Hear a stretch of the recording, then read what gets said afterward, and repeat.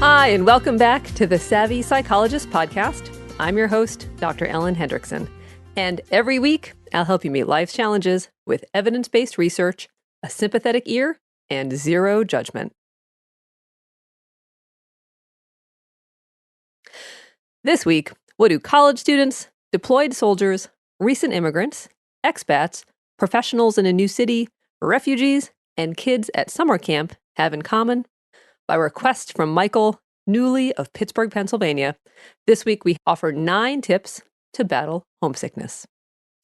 And homesickness strikes almost everyone at some point in life. And even if you're at Camp Winnipesaukee with Jimmy Fallon and Justin Timberlake, you may still feel a longing to click your heels together and be transported to that place like no other. Now, transient, nostalgia-like homesickness that doesn't get in your way is common and nothing to worry about. Time will cure all your yearnings. On the other hand, you may have a problem if you cross one of 3 lines. So first, you may feel particularly lousy, specifically depressed or anxious. Second, you may find yourself withdrawing. For instance, you'd rather stay in and binge watch Mad Men on a beautiful Saturday than explore the market in your new Italian piazza. Third, you might have difficulty focusing on tasks that don't remind you of home. For instance, all your conversations with potential new friends consist of comparing your new city to your old city, or you're not sampling new cuisine because you're busy searching out McDonald's, and you don't even like McDonald's. And homesickness isn't just for college freshmen, study abroad, or summer camp. In our increasingly mobile society, relocation, whether for school or work, can be particularly tough. In fact, a 2013 meta-analysis in the prestigious journal Psychological Bulletin reanalyzed 277 studies and found that relocation, unsurprisingly, breaks up your social network. But the effect on the individual is that you're left without your role or reputation, which leaves you feeling overwhelmed, lost, or adrift. You want to be where you can find security, recognition, and love, which are all qualities associated with home. In short, you want to be where everybody knows your name. So, what do you do when you're longing for home? Well, here are 9 tips to try, and you don't even have to click your heels together. Tip number 1, create what's been called certainty anchors. So, for instance, if running is vital to your health, create an anchor by prioritizing finding your running route. If you're a writer, find an anchor in your cafe. Not only will you build a familiar, comfortable haunt, you'll also feel more invested in the community. Tip number 2, fight the urge to withdraw. One of the biggest symptoms of homesickness is withdrawal. Especially in cases where you have to speak a new language, it is easier to stay inside or max out time on social media with your friends back home. However, this will only prolong your agony, so you have to push yourself. That said, if you're feeling anxious and sad, don't push too hard. No one expects you to be the life of the party in a new language, but at least get out by yourself. Go to a cafe, work on your laptop, walk through the local market, and with that under your belt, maybe next time around, you'll venture further or feel brave enough to talk to that cute girl the next table over. Tip number 3, give yourself permission to try something new. Every uprooting forces a recalibration of self-concept. And it might be big, like a new college student deciding to come out of the closet, or smaller, like finally starting at blog after a midlife move. But being where nobody knows your name can be delicious permission to reinvent yourself or just try something new. Tip number 4, expect it to ebb and flow. With any new nest, there's usually a honeymoon period of excitement.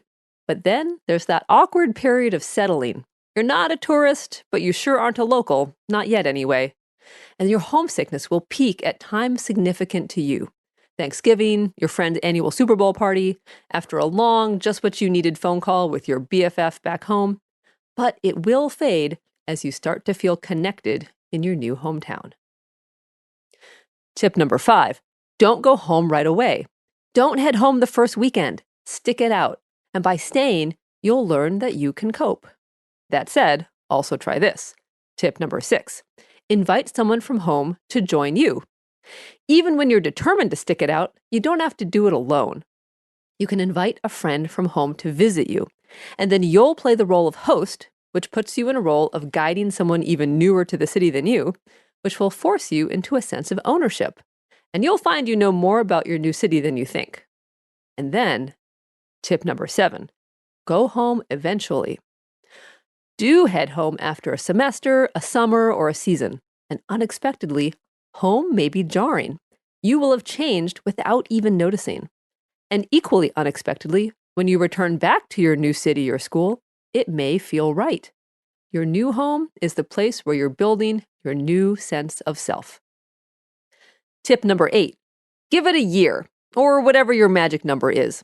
So I know someone who feels at home in a new city after a couple of weeks, and I know someone who takes a good 10 years to settle in. Most of us fall somewhere in the middle. So a good rule of thumb is to give it a year. You'll experience all the seasons, holidays, and local traditions for the first time, and be ready to tackle the next year like a local. And finally, tip number 9. Homesickness means you're deeply attached to people or a place, and there's nothing wrong with that. With a few exceptions, remember that the people and places you're homesick for are still there.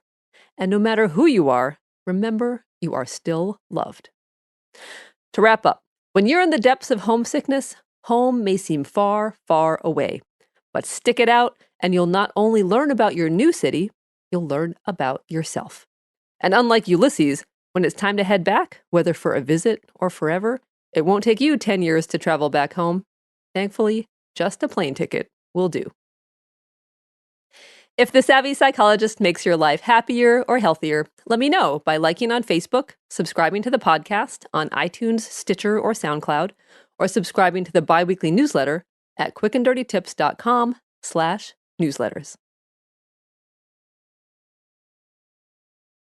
Thanks for listening. I'm Dr. Ellen Hendrickson, and whether you're a longtime listener or a new fan, I'd love to meet you. If you're in the New York area, come check out QDT's 360 Total Mind Body Reboot on March 12th, 2016 at Montclair University. Reserved by December 31st for early bird pricing. And if you register as a VIP, be sure to check my name in the How Did You Hear About It section to get exclusive access and perks. To sign up, go to the QDT homepage at quickanddirtytips.com and click on Whole Life 360. It'll be the first thing you see.